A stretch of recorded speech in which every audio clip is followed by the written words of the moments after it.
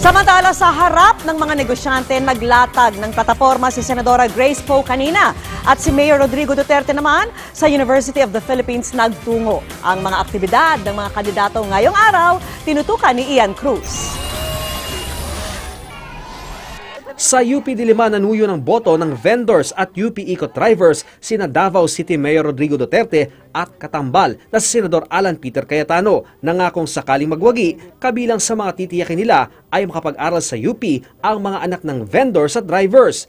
Git ni Duterte, mga ani ay best at brightest ang kukunin niya sa kanyang gobyerno, kabilang ang mga dating sundalo.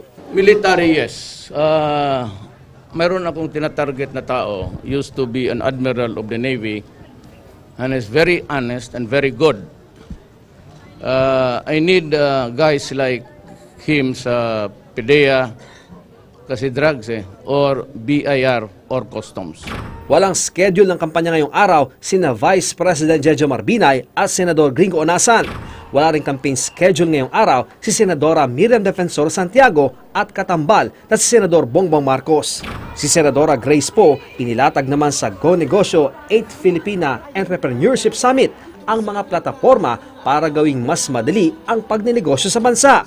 Binigyang halaga rin ni Poe ang pagkakaroon ng sariling pera ng mga babae, lalo na iyong mga misis na. Mahalaga ang okasyon gaya nito sa naglalayong itaas ang estado ng ating kababaihan sa pamamagitan ng kabuhayan. Iba pa rin pag may sarili kang pera, iba pa rin pag ikaw ay nagtatrabaho.